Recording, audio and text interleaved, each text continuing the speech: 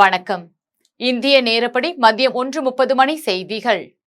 முதலில் ஜெம் தலைப்புச் செய்திகளை காணலாம். அரசு முறை பயணமாக புரூனே சென்ற பிரதமர் மோடி, புரூனே மன்னருடன் இருநாட்டு உறவு குறித்து பேச்சுவார்த்தை. ஈட்ட நிறுவனத்துடன் புரிந்துணர்வு ஒப்பந்தம், முதலமைச்சர் மு.க. ஸ்டாலின் முன்னிலையில் கையெழுத்து. பாரா ஒலிம்பிக்கில் தொடர்ந்து 3 முறை பதக்கம் வென்ற மாரியப்பன், பிரதமர் மோடி, முதலமைச்சர் மு.க. ஸ்டாலின் உள்ளிட்டோர் வாழ்த்து. ரூபாய் 1.45 லட்சம் கோடி மதிப்பில் ராணுவ தளவாடங்கள் கொள்முதல், மத்திய அரசு ஒப்புதல். டிஎன்பிஎஸ்சி குரூப் 2 தேர்வு ஹால் டிக்கெட் இன்று வெளியீடு. புகார் கொடுத்தும் நடவடிக்கை எடுக்கவில்லை, வினோதமான முறையில் மாவட்ட ஆட்சியர் அலுவலகத்தில் மனு அளித்த நபர், மத்திய பிரதேசத்தில் பரபரப்பு. தமிழகத்தில் 9ஆம் தேதி வரை மழைக்கு வாய்ப்பு, வானிலை ஆய்வு மையம் தகவல். இனி விரிவான செய்திகளை காணலாம். புரூனே மன்னருடன் பிரதமர் மோடி பேச்சுவார்த்தை நடத்தினார். இந்தியா புரூனே இடையே தூதரக உறவு ஏற்பட்டு 40வது ஆண்டு தற்போது கொண்டாடப்பட்டு வருகிறது. இதையொட்டி அரசு முறை பயணமாக பிரதமர் மோடி புரூனே நாட்டிற்கு சென்றார். புரூனே தலைநகர் பந்தர் செரி பெகவானுக்கு சென்ற பிரதமர் மோடிக்கு விமான நிலையத்தில் உற்சாக வரவேற்பு அளிக்கப்பட்டது. இந்நிலையில் புரூனே மன்னர் ஹாஜி ஹசனல் போல்கியாவை பிரதமர் மோடி சந்தித்தார். இந்த சந்திப்பின் போது இருநாட்டு உறவு, வர்த்தகம் உட்பட பல்வேறு விவகாரங்கள் குறித்து இருநாட்டு தலைவர்களும் பேச்சுவார்த்தை நடத்தினர். புரூனே பயணத்தை முடித்துக் கொண்டு பிரதமர் மோடி இன்று மாலை சிங்கப்பூர் செல்கிறார் என்பது குறிப்பிடத்தக்கது. முன்னணி நிறுவனமான ஈட்ட நிறுவனத்துடன் முதலமைச்சர் மு.க. ஸ்டாலின் முன்னிலையில் ஒப்பந்தம் கையெழுத்தானது. தமிழ்நாட்டில் இளைஞர்களுக்கு அதிக எண்ணிக்கையிலான வேலை வாய்ப்புகளை உருவாக்கிடும் நோக்கத்துடனும் மாநிலத்தில் தொழில் முதலீடுகளையும் வளர்ச்சியையும் மேம்படுத்துவதற்காகவும் முதலமைச்சர் மு.க. ஸ்டாலின் அமெரிக்காவுக்கு அரசு முறை பயணம் சென்றுள்ளார். இந்நிலையில் இந்தியாவின் முதல் உலகளாவிய திறன் மையத்தை சென்னையில் அமைத்திட சிகாகோவில் உள்ள அஷ்யூரண்ட் நிறுவனத்துடன் தமிழ்நாடு அரசின் புரிந்துணர்வு ஒப்பந்தம் முதலமைச்சர் மு.க. ஸ்டாலின் முன்னிலையில் இன்று கையெழுத்தானது. தொடர்ந்து மின் மேலாண்மை மற்றும் ஹைட்ரோலிக்ஸ் துறையில் முன்னணி நிறுவனமான ஈட்ட நிறுவனத்துடன் முதலமைச்சர் மு.க. ஸ்டாலின் முன்னிலையில் புரிந்துணர்வு ஒப்பந்தம் கையெழுத்தானது. சென்னையில் உற்பத்தி வசதியை விரிவாக்குவதுடன் ஆராய்ச்சி மற்றும் மேம்பாடு, உலகளாவிய பயன்பாட்டு பொறியியல் நிறுவுவதற்கான புரிந்துணர்வு ஒப்பந்தம் மேற்கொள்ளப்பட்டது. இதன் மூலம் 500 நபர்களுக்கு வேலைவாய்ப்பு கிடைக்கும் என்பது குறிப்பிடத்தக்கது. பாரா ஒலிம்பிக்கில் தொடர்ந்து 3 முறை பதக்கம் வென்ற மாரியப்பனுக்கு பிரதமர் மோடி, முதலமைச்சர் மு.க. ஸ்டாலின் உள்ளிட்டோர் வாழ்த்து தெரிவித்துள்ளனர். 17வது பாரா ஒலிம்பிக் தொடரில் ஆண்களுக்கான உயரம் தாண்டுதல் T63 பிரிவு இறுதிப் போட்டியில் தமிழ்நாட்டை சேர்ந்த மாரியப்பன் 1.85 மீட்டர் உயரம் தாண்டி வெண்கலப் பதக்கம் வென்றுள்ளார். இந்நிலையில் பாரா ஒலிம்பிக்கில் தொடர்ந்து 3 முறை பதக்கம் வென்ற மாரியப்பனுக்கு பிரதமர் மோடி, முதலமைச்சர் மு.க. ஸ்டாலின் உள்ளிட்டோர் வாழ்த்து தெரிவித்துள்ளனர். பிரதமர் மோடி வெளியிட்ட வாழ்த்து செய்தியில் ஆண்களுக்கான உயரம் தாண்டுதல் T63 போட்டியில் வெண்கல பதக்கம் வென்ற மாரியப்பனுக்கு வாழ்த்துக்கள் எனவும், தொடர்ந்து 3 முறை பாரா ஒலிம்பிக்கில் போட்டிகளில் பதக்கம் வென்றிருப்பது பாராட்டுக்குரியது எனவும், அவரது திறமை, நிலைத்தன்மை மற்றும் உறுதிப்பாடு ஆகியவை மிகவும் சிறப்பு வாய்ந்தது எனவும் பிரதமர் மோடி கூறியுள்ளார். இதேபோல் முதலமைச்சர் மு.க. ஸ்டாலின் தனது எக்ஸ் தள பதிவில் தன்னுடைய சாதனைகளால் பலருக்கும் ஊக்கமாக திகழும் தங்க மகனின் வெற்றி பயணம் தொடர வாழ்த்துகிறேன் என்றும் தெரிவித்துள்ளார். டிஎன்பிஎஸ்சி குரூப் 2 தேர்வுக்கான ஹால் டிக்கெட் வெளியிடப்பட்டுள்ளது. 2024ஆம் ஆண்டில் உதவி ஆய்வாளர், துணை வணிக வரி அலுவலர் உள்பட பல்வேறு குரூப் 2 பதவிகளில் 507 காலி பணியிடங்களும், உதவியாளர், கணக்கர், நேர்முக உதவியாளர் உள்பட பல்வேறு குரூப் 2A பதவிகளில் 1820 காலி பணியிடங்கள் என மொத்தம் 2327 காலி பணியிடங்கள் உள்ளன. இதற்கான போட்டித் தேர்வு அறிவிப்பை டிஎன்பிஎஸ்சி கடந்த ஜூன் மாதம் 20ஆம் தேதி வெளியிட்டது. இந்த தேர்வுகளுக்கு சுமார் 7.93 லட்சம் பேர் விண்ணப்பித்துள்ளனர். இந்நிலையில் குரூப் 2 மற்றும் 2A போட்டித் தேர்வுகளுக்கான ஹால் டிக்கெட் தற்போது வெளியிடப்பட்டுள்ளது. தேர்வர்கள் TNPSC அதிகாரப்பூர்வ இணையதளத்தில் ஹால் டிக்கெட்டை பதிவிறக்கம் செய்து கொள்ளலாம் என்று தெரிவிக்கப்பட்டுள்ளது.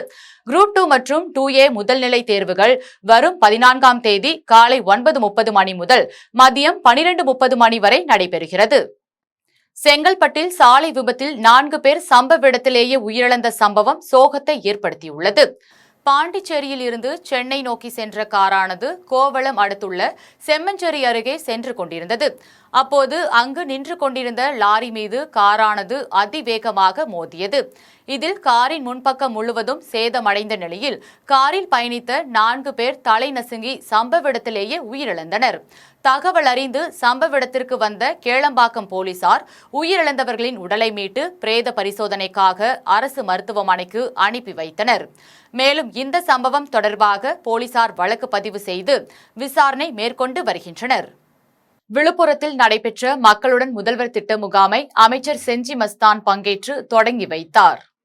விழுப்புரம் மாவட்டம் கூடுதல் ஆட்சியர் ஸ்ருதஞ்சய் நாராயணன் தலைமையில் மக்களுடன் முதல்வர் திட்ட முகாம் நடைபெற்றது. இதில் மேல்மலையனூர், செஞ்சி, வல்லம் ஆகிய ஊராட்சி ஒன்றியங்களில் ஊரக பகுதிகளில் நடைபெற்ற மக்களுடன் முதல்வர் திட்டத்தினை அமைச்சர் செஞ்சி மஸ்தான் கலந்து கொண்டு தொடங்கி வைத்தார். இதனையடுத்து பொதுமக்களிடம் இருந்து பெறப்பட்ட கோரிக்கை மனுக்களை பதிவு செய்து உடனடியாக தீர்வு காண வேண்டும் என்று அதிகாரிகளுக்கு அறிவுறுத்தினார். இதில் ஒன்றிய பெருந்தலைவர்கள் கண்மணி, சேர்மன் அமுதா உள்ளிட்ட பலர் கலந்து கொண்டனர். சேலத்தில் இருசக்கர வாகனம் மீது கார் மோதிய விபத்தில் 2 பேர் பரிதாபமாக உயிரிழந்துள்ளனர். சேலம் மாவட்டம் அன்னதானப்பட்டி பகுதியை சேர்ந்தவர் சேட்டு மற்றும் மல்லிகா. இவர்கள் இருவரும் இருசக்கர வாகனத்தில் சென்று கொண்டிருந்த போது எதிரே வந்த சொகுசு கார் இவர்கள் மீது மோதி விபத்துக்குள்ளானது. இந்த விபத்தில் இருசக்கர வாகனத்தில் பயணித்த இருவரும் சம்பவ இடத்திலேயே உயிரிழந்தனர். தொடர்ந்து காரை ஓட்டி வந்து விபத்தை ஏற்படுத்திய ஜவகர் என்பவரை பொதுமக்கள் சுற்றி வளைத்த போது அவர் மதுபோதையில் இருந்ததாக கூறப்படுகிறது. இந்த விபத்து குறித்து தகவல் அறிந்து வந்த தாரமங்கலம் காவல்துறையினர் இருவரின் உடல்களை மீட்டு உடற்கூறு ஆய்விற்காக அரசு மருத்துவமனைக்கு அனுப்பி வைத்து விபத்தை ஏற்படுத்திய நபரை கைது செய்து விசாரணை மேற்கொண்டு வருகின்றனர். திருப்பூரில் மூடப்படாத சாக்கடை கால்வாயில் விழுந்த தெருநாய் ஒன்றை தீயணைப்புத் துறையினர் மீட்டனர். திருப்பூர் மாவட்டம் மன்னரை எம்ஜிஆர் நகரில் சுமார் 13 அடி ஆழம் கொண்ட மாநகராட்சி கால்வாய் மூடப்படாமல் திறந்த நிலையில் உள்ளது. இந்நிலையில் அப்பகுதியில் சுற்றித் திரிந்த தெருநாய் ஒன்று எதிர்பாராத விதமாக தவறி கால்வாயில் விழுந்தது. இதையடுத்து நாய் குரைக்கும் சத்தம் கேட்டு வந்த அப்பகுதி மக்கள் தீயணைப்பு துறையினருக்கு தகவல் தெரிவித்தனர். தகவலின் பேரில் விரைந்து வந்த தீயணைப்பு துறையினர் நாயினை மீட்டனர். திருவாரூர் அருகே முறையாக குடிநீர் வழங்காத ஊராட்சி நிர்வாகத்தை கண்டித்து பொதுமக்கள் காலி குடங்களுடன் சாலை மறியல் போராட்டத்தில் ஈடுபட்டனர். திருவாரூர் மாவட்டம் கச்சனம் கடைவீதி மெயின் ரோடு பகுதியில் சுமார் 60க்கும் மேற்பட்ட குடும்பங்கள் வசித்து வருகின்றனர். இந்நிலையில் ஊராட்சி நிர்வாகத்தின் சார்பில் குடிநீர் வழங்காததை பலமுறை ஊராட்சி நிர்வாகத்திடமும் அரசு துறை அதிகாரிகளிடமும் கோரிக்கை மனு வழங்கியும் எவ்வித நடவடிக்கையும் மேற்கொள்ளாததை கண்டித்து திருவாரூர் சாலையில் அப்பகுதி பொதுமக்கள் சுமார் 100க்கும் மேற்பட்டோர் காலி குடங்களுடன் சாலை மறியல் போராட்டத்தில் ஈடுபட்டனர். அப்போது முறையாக குடிநீர் வழங்க வேண்டும் என்ற கோரிக்கையை முன்வைத்து கோஷங்களை எழுப்பினர். தொடர்ந்து திருத்துறைப்பூண்டி காவல் ஆய்வாளர் மாரிமுத்து போராட்டக்காரர்களிடம் பேச்சுவார்த்தை நடத்தியதை அடுத்து சாலை மறியல் கைவிடப்பட்டது. கோவை அருகே இருசக்கர உதிரி பாகங்கள் கடையின் பூட்டை உடைத்து திருட முயன்ற மர்ம நபரை போலீசார் தேடி வருகின்றனர். கோவை மாவட்டம் சூலூரை அடுத்துள்ள கருமத்தம்பட்டி சோமனூர் சாலையில் சக்திவேல் என்பவர் இருசக்கர உதிரி பாகங்கள் கடையை வைத்து நடத்தி வருகிறார். இவர் வழக்கம் போல் வியாபாரத்தை முடித்துவிட்டு வீட்டிற்கு சென்றுவிட்டு மறுநாள் வந்து பார்த்தபோது பூட்டு உடைந்து கிடப்பதை கண்டு அதிர்ச்சி அடைந்தார். இது குறித்து அவர் அளித்த புகாரின் பேரில் வந்த போலீசார் அருகே உள்ள கடையின் கண்காணிப்பு கேமரா மூலம் ஆய்வு செய்தனர். அதில் மர்ம நபர் கடையின் பூட்டை மட்டுமே உடைத்து திரும்பிச் சென்றது தெரிய வந்தது. இது குறித்து போலீசார் வழக்கு பதிவு செய்து திருட முயன்ற குற்றவாளியை தேடி வருகின்றனர். உதகையில் உருளைக்கிழங்கு காய்கறி உற்பத்தியாளர்கள் சங்கத்தின் மகா சபை கூட்டம் நடைபெற்றது. நீலகிரி மாவட்டம் உதகையில் உள்ள தனியார் மண்டபத்தில் உருளைக்கிழங்கு மற்றும் காய்கறி உற்பத்தியாளர்கள் சங்கத்தின் 27ஆம் ஆண்டு மகாசபை கூட்டம் சங்கத்தின் மாவட்ட தலைவர் சுரேந்திரன் தலைமையில் நடைபெற்றது. இதனைத் தொடர்ந்து செய்தியாளர்களிடம் பேசிய மாவட்ட தலைவர் தரமான உருளைக்கிழங்கு விதைகளை வழங்க வேண்டும் என்றும், ஊட்டி உருளைக்கிழங்கு, கேரட், பூண்டு ஆகிய மலைத்தோட்ட காய்கறிகளுக்கு புவிசார் குறியீடு வழங்க வேண்டும் எனவும் தெரிவித்தார். தொடர்ந்து விவசாய நிலங்களில் 30 முதல் 40% வரை வனவிலங்குகளால் விளைநிலங்கள் மற்றும் காய்கறிகள் பாதிக்கப்படுவதை தடுக்க வனத்துறையினர் நடவடிக்கை எடுக்க வேண்டும் என கோரிக்கை விடுத்து தீர்மானம் நிறைவேற்றப்பட்டுள்ளதாக அவர் தெரிவித்தார்.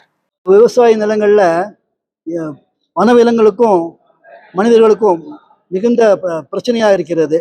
இது குறித்து நேற்று நடந்த கூட்டத்தில் அமைச்சர் கூட்டத்தில் விவசாய பொருட்கள் விலை ஏறிவிட்டது, அதுக்கு காரணம் அதிகாரிகள் அது இதுன்னு போட்டாங்க. ஆனால் அதுக்கு மீறி ஒரு காரணம் இருக்கிறது. ஒவ்வொரு விவசாய நிலத்திலையும் 30% 40% வனவிலங்குகளால் பாதிக்கப்படுகிறது, நஷ்டமாகிறது. அதனால வனவிலங்குலேருந்து நம்மகிட்ட காப்பாற்றணும்னு மெயினாக ஒரு கோரிக்கை வச்சிருக்கிறோம். அதுக்கு ஃபாரஸ்ட் டிபார்ட்மெண்ட் நமக்கு ஒத்துழைக்கணும், அதை தான் மெயினாக கேட்டிருக்கோம். அது போக நீலகிரி மாவட்டத்தில் ட்ரோன் என்ற மருந்து அடிக்கிறதுக்கு ட்ரோன் செய்கிறோம். ஆனால் அதை செய்யக்கூடாது, 7 டிபார்ட்மெண்ட்ல பர்மிஷன் வாங்கணுன்றாங்க. அந்த பர்மிஷன் வாங்கி நாங்கள் செய்ய முடியும். ஒரு மூட்டை காடு மருந்து அடிக்கணுமா இருந்தால் 7 டிபார்ட்மெண்ட்ல பர்மிஷன் வாங்கணும், அது பண்ண முடியாது. அதுக்கு ரிலாக்ஸ் பண்ணணும்னு கேட்டிருக்கோம். சேலத்தில் அரசு ஊழியர் சங்கம் சார்பில் மெழுகுவர்த்தி ஏந்தி கண்டன ஆர்ப்பாட்டம் நடைபெற்றது. சேலம் மாவட்டம் ஆட்சியர் அலுவலகத்தில் அரசு ஊழியர் சங்கத்தின் சார்பில் மாவட்ட தலைவர் திருவரங்கம் தலைமையில் மெழுகுவர்த்தி ஏந்தி கண்டன ஆர்ப்பாட்டம் நடைபெற்றது. இதில் மேற்கு வங்காள அரசை கண்டித்தும், உயிரிழந்த முதுகலை மருத்துவ மாணவி பாலியல் வன்கொடுமை செய்யப்பட்டு கொடூரமாக கொலை செய்யப்பட்ட சம்பவத்திற்கு நீதி வேண்டியும், குற்றவாளிகள் மீது உடனடியாக நடவடிக்கை எடுக்க வேண்டும் என கோஷங்களை எழுப்பினர். இதில் மாவட்ட செயலாளர் சுரேஷ் உட்பட பலர் கலந்து கொண்டனர். கடலூரில் கல்வித்துறைக்கு நிதி ஒதுக்காத மத்திய அரசை கண்டித்து திமுகவினர் ஆர்ப்பாட்டத்தில் ஈடுபட்டனர். கடலூர் மாவட்டம் தலைமை தபால் நிலையம் அருகே புதிய தேசிய கல்விக் கொள்கையை ஏற்காததால் தமிழ்நாடு அரசின் கல்வித்துறைக்கு நிதியை ஒதுக்காத மத்திய அரசை கண்டித்து திராவிட கழகம் சார்பில் கண்டன ஆர்ப்பாட்டம் நடைபெற்றது. ஆர்ப்பாட்டத்தின் போது மத்திய அரசை கண்டித்து பல்வேறு வகையான கோரிக்கைகளை வலியுறுத்தி கண்டன கோஷங்களை எழுப்பி திமுகவினர் ஆர்ப்பாட்டத்தில் ஈடுபட்டனர். இதில் ஏராளமான திராவிட கழகம், மாவட்ட, மாநகர, ஒன்றிய நிர்வாகிகள் என ஏராளமானோர் கலந்து கொண்டனர்.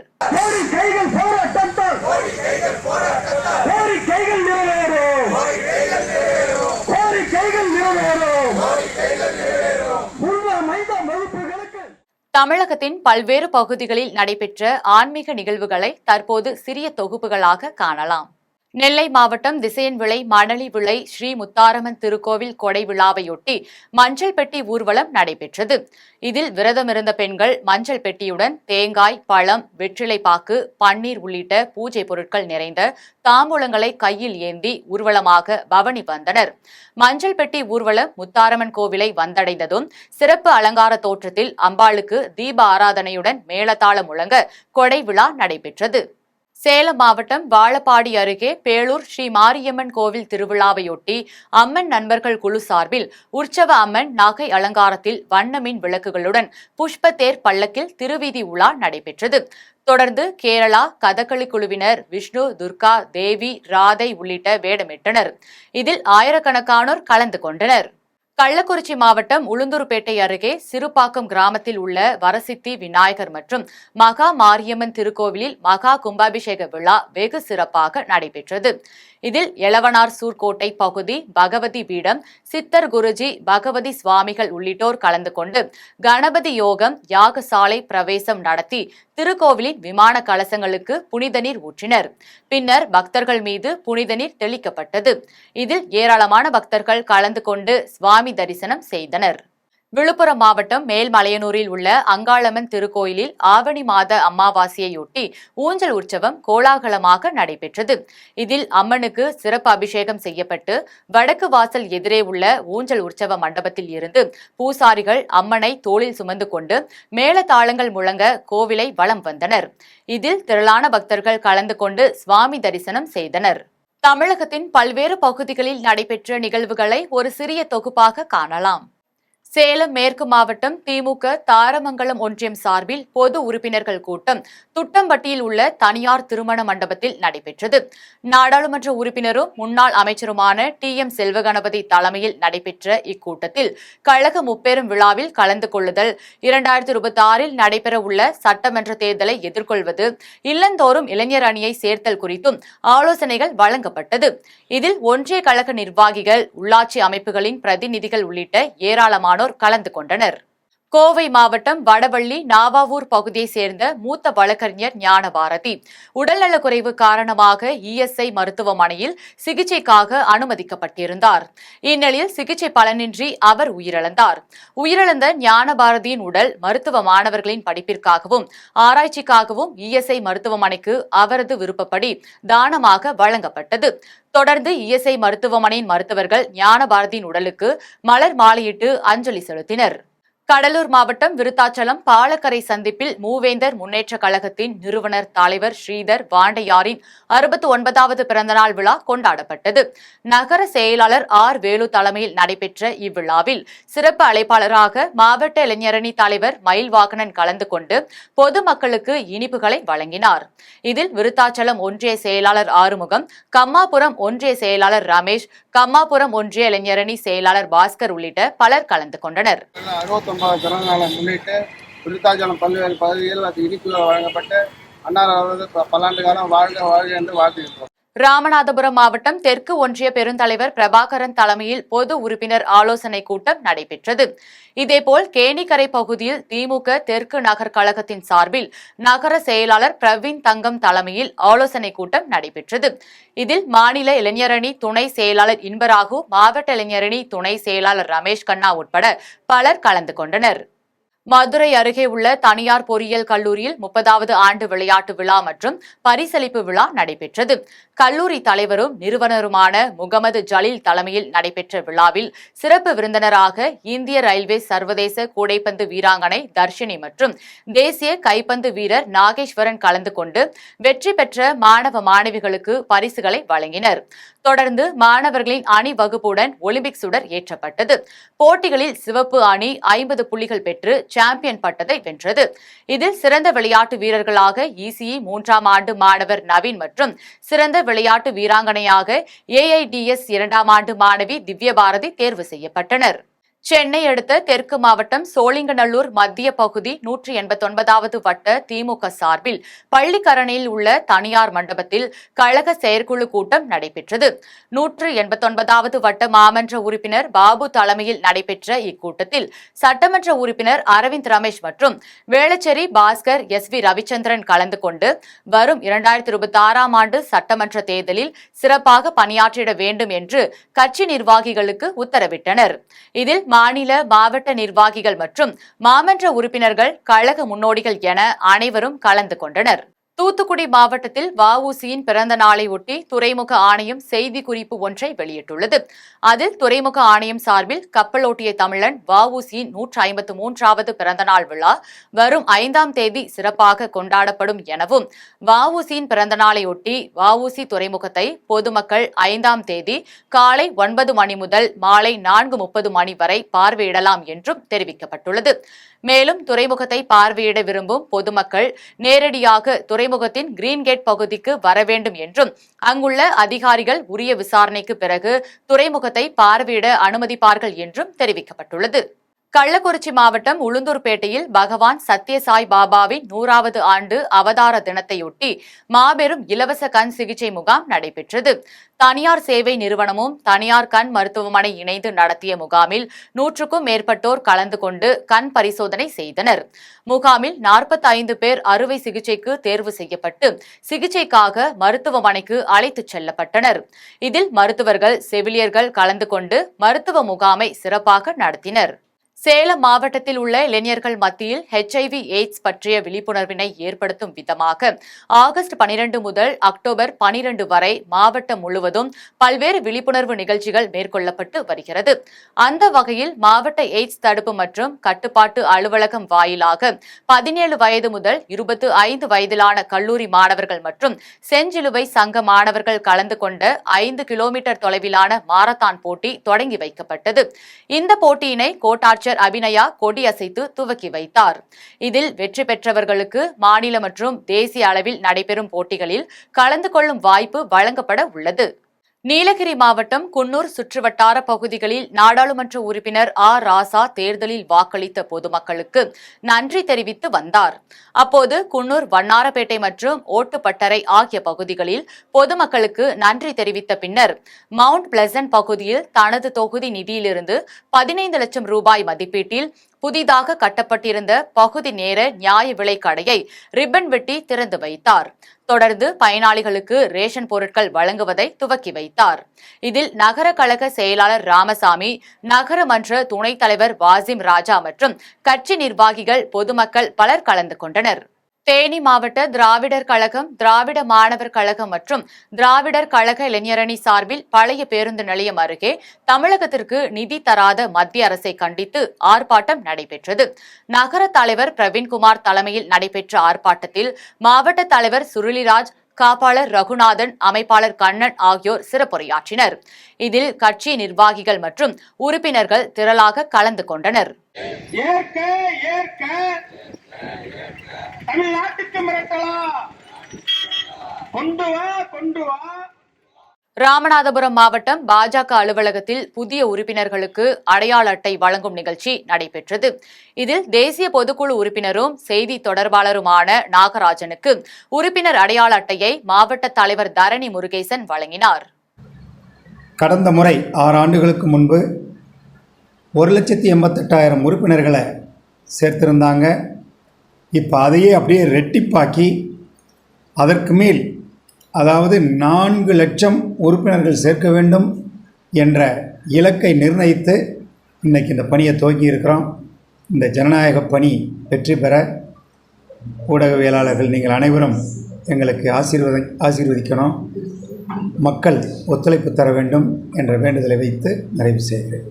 கேரள மாநிலத்தின் தலைமை செயலாளராக இருந்து ஓய்வு பெற்ற வேணுவிற்கு பதிலாக அவரது மனைவியும் மூத்த IAS அதிகாரியுமான சாரதா தலைமை செயலாளராக பொறுப்பேற்றுள்ளார். IAS தம்பதி அடுத்தடுத்து தலைமை செயலாளராக பதவி வகிப்பது இதுவே முதன்முறை என்பது குறிப்பிடத்தக்கது. மீண்டும் ஜெம் தலைப்புச் செய்திகள். அரசுமுறை பயணமாக புரூனே சென்ற பிரதமர் மோடி, புரூனே மன்னருடன் இருநாட்டு உறவு குறித்து பேச்சுவார்த்தை. ஈட்ட நிறுவனத்துடன் புரிந்துணர்வு ஒப்பந்தம், முதலமைச்சர் மு.க. ஸ்டாலின் முன்னிலையில் கையெழுத்து. பாரா ஒலிம்பிக்கில் தொடர்ந்து 3 முறை பதக்கம் வென்ற மாரியப்பன், பிரதமர் மோடி, முதலமைச்சர் மு.க. ஸ்டாலின் உள்ளிட்டோர் வாழ்த்து. ரூபாய் 1.45 லட்சம் கோடி மதிப்பில் ராணுவ தளவாடங்கள் கொள்முதல், மத்திய அரசு ஒப்புதல். TNPSC குரூப் 2 தேர்வு ஹால் டிக்கெட் இன்று வெளியீடு. புகார் கொடுத்தும் நடவடிக்கை எடுக்கவில்லை, வினோதமான முறையில் மாவட்ட ஆட்சியர் அலுவலகத்தில் மனு அளித்த நபர், மத்திய பிரதேசத்தில் பரபரப்பு. தமிழகத்தில் 9ஆம் தேதி வரை மழைக்கு வாய்ப்பு, வானிலை ஆய்வு மையம் தகவல். இத்துடன் ஜெம் செய்திகள் நிறைவடைகின்றன. மீண்டும் ஜெம் செய்திகள் இரவு 8:30 மணிக்கு. உடனுக்குடன் செய்திகளை காண GemLive.tv என்ற இணையதளத்தில் இணைந்திருங்கள். நன்றி, வணக்கம்.